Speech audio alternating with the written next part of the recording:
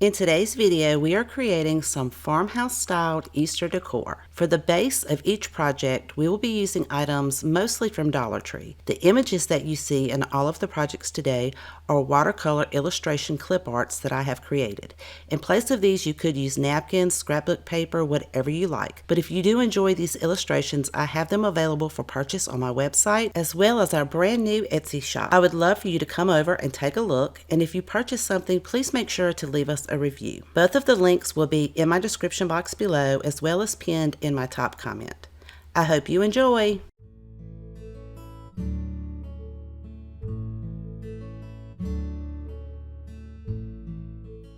For this project, I'm using one of these wooden plaques from Dollar Tree, some Waverly antique wax, and a piece of a bath sponge from Dollar Tree. I wanted to try this technique with a sponge instead of a paintbrush to see how easy it would be to apply, and oh my goodness, this was so much faster than applying with a paintbrush. You may be able to use a makeup sponge as well. Once I have this entire piece covered, I'm going to allow it to dry. I'll be using one of the thick wooden egg signs from Dollar Tree and applying an even layer of Mod Podge to the top, making sure to spread it all the way to the edges and allow that to dry. I found the most adorable thick wooden bunny at Dollar General for only $1. I'm going to remove the label as well as the beads and sign from his neck and the staples. Using some sandpaper, I can sand the holes where the staples were because I will be painting all sides of this with a brown acrylic paint called Country Twill. This will take 2 coats to fully cover up this blue. Once that is dry, I'm going to take some antique wax, and I began by going over the edges to really bring out the outline, and then I decided to just go over the front because it has this beautiful design on it, and I also want to give this a nice aged look. I'm going to do this to the front, sides, and back of the bunny because you will be able to see the back. Now that my Mod Podge is dry, I really don't like the color of the outside of this egg. I'm going to apply the antique wax to the edge to help bring the colors of this project together. I will be using this watercolor printable from the Soft Neutral Botanical Clip Art Bundle, placing this right on top of the wooden egg, lining that up, and laying a piece of parchment paper over it. Then I could go over it with my mini iron, which I have set at 365 degrees, making sure that I go over the entire printable, including the edges, so that it will adhere to the piece of wood. Once I know it has adhered completely all the way around, I'm going to trim up some of that extra paper with my scissors and then using my mini sander to sand away the remaining paper. When doing this, you want to make sure that you are taking your sandpaper and going in one direction and not back and forth. Now it's time to put all of our pieces together. I'm going to set the egg and the bunny on the plaque to determine exactly where I want them to be placed. Then I can just lift the egg up, place some hot glue, or you could use a more permanent glue underneath the egg. I kind of want it off to one side and I want the bunny on the opposite side, so I can adhere the bunny using some hot glue or again some permanent glue.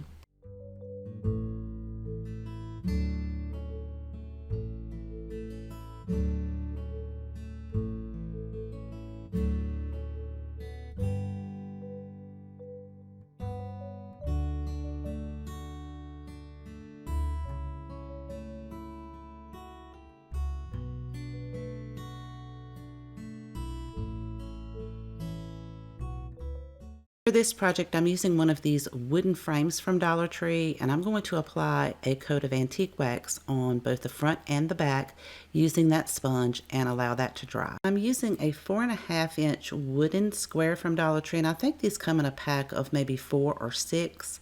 I'm going to apply an even layer of Mod Podge across one side of that, set it to the side and let it dry. I resized this watercolor printable with these 2 adorable bunnies on it to fit perfectly on top of this wooden square. I'm going to adhere that using my mini iron and a piece of parchment paper. And I do have that mini iron listed in my Amazon store if you're interested in one of those. Once I trim away the extra paper, I'm going to take my sander to clean all of those edges up. Now this wood piece is barely large enough to fit behind the frame. So I'm just going to put a very little amount of glue along the edge. And then to reinforce that wood piece, I'm going to take some more hot glue and a piece of twine. It's going to attach the wood piece to the twine as well as the frame. And I'll do that around all 4 sides. Then to create a hanger, I'm going to take that same piece of twine and just put it through that top hole at the top of the frame and just tie a very simple knot.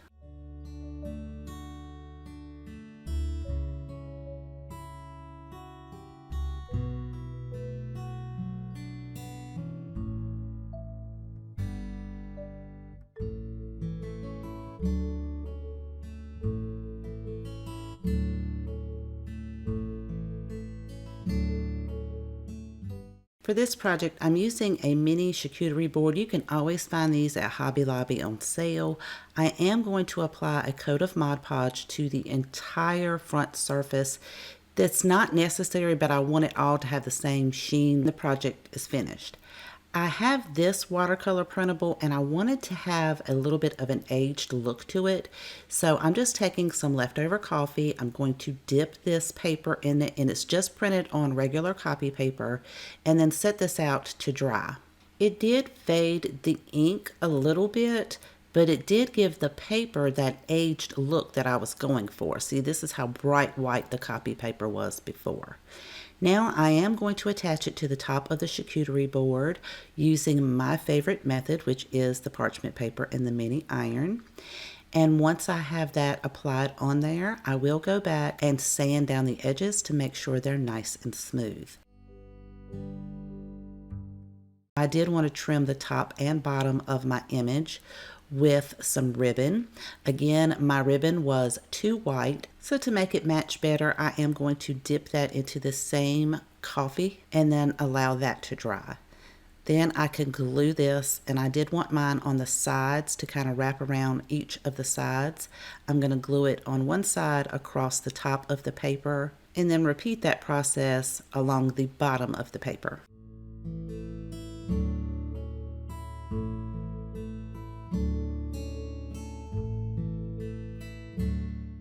I want to create a messy bow to go at the top, so I'm going to use some raffia, burlap, and some off-white lace, as well as that leftover ribbon that I dipped in the coffee and a piece of twine. I'm just going to cut this down into sections, place the raffia on top of the twine, and crisscross my pieces of ribbon on top of the raffia. Then I can tie that together, tie it in a knot, and then I'm just going to tie a very simple bow with the twine. Then I can place this on top of the charcuterie board using some hot glue and trim my ribbons down if needed.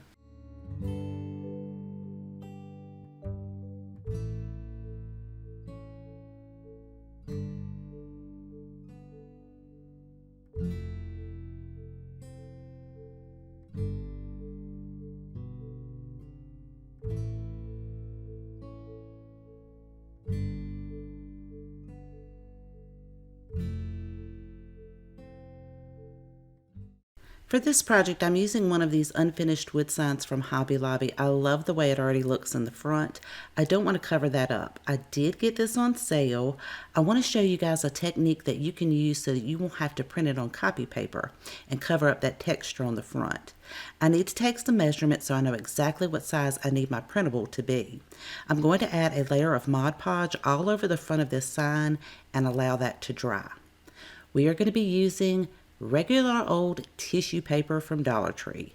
Now it does have some wrinkles in it once you open this up, so we need to remove those wrinkles and make sure that this is completely flat and wrinkle free. So I just set this on my heating mat and I'm going over it with my mini iron.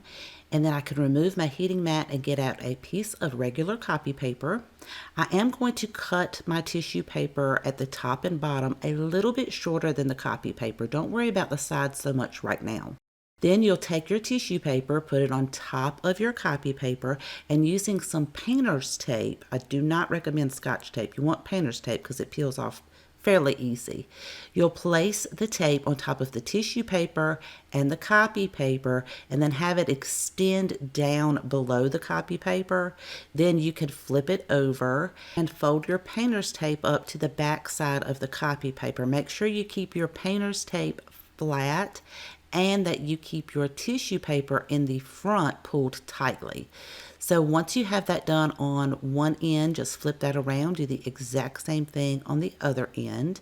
And for the sides, I am going to trim the tissue paper down pretty much flush with the copy paper. And then I'm going to cut those little excess pieces of painter's tape off. Take some more painter's tape, place it at the very edge of your tissue paper and copy paper, and then fold it over to the back side just like you did the top and bottom. Again, making sure you keep your tissue paper tight and flat to the front of the copy paper.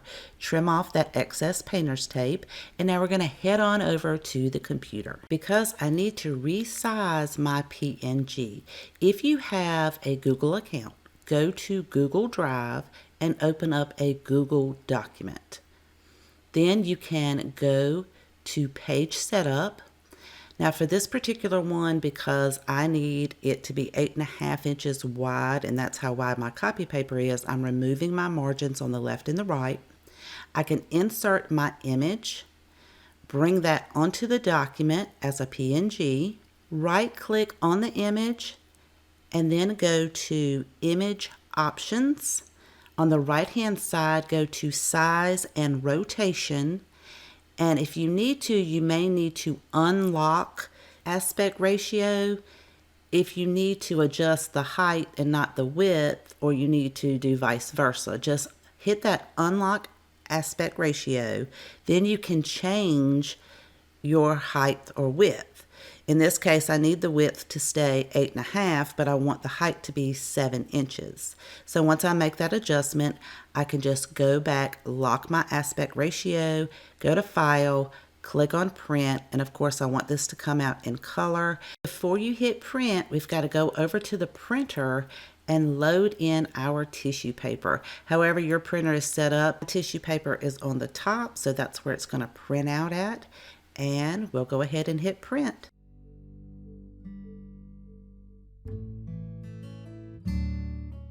I am using an inkjet printer, so I did have a little bit of print bleed, but that's okay.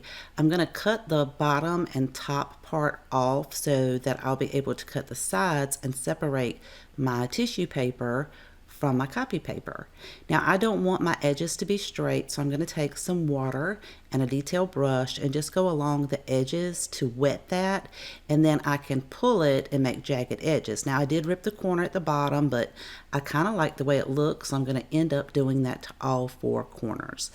Once I have all that done, I'm going to let it completely dry, and then we can head over to our sign where our Mod Podge is now dry, and we can adhere the tissue paper with the print on it directly to the sign, putting some parchment paper down and just simply ironing over top of this, making sure that you adhere the entire part of the tissue paper to the sign.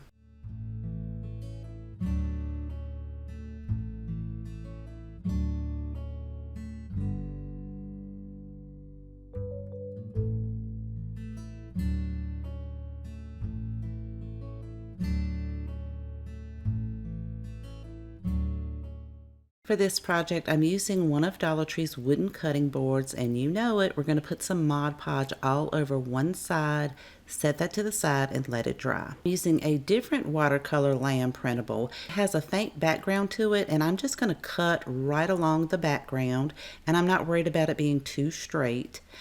I'll go ahead and set this off on the right hand side of the cutting board and adhere it using my parchment paper and mini iron, and then I can take my sandpaper, go around and remove all of the excess copy paper. To help with the transition between the paper and the wood, I'm going to take a piece of lace ribbon as well as some plaid.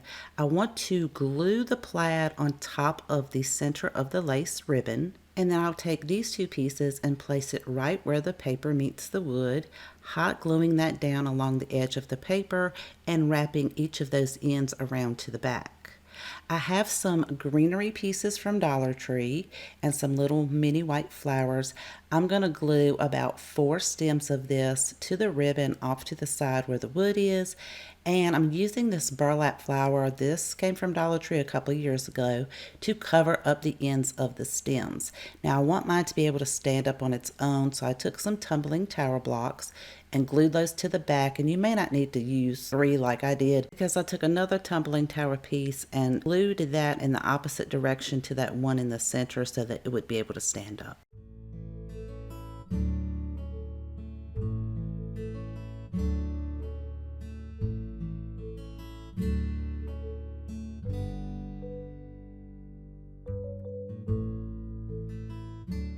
I hope you enjoyed today's projects, and if you have a favorite, please let me know in the comments section down below, because I always love to know which one is your favorite. I hope that you will go over and check out our new Etsy shop, and if you haven't subscribed to the channel already, I would love for you to click the subscribe button right below the video. Thank you so much for spending time with me today. Please take care, and I'll see you guys next time.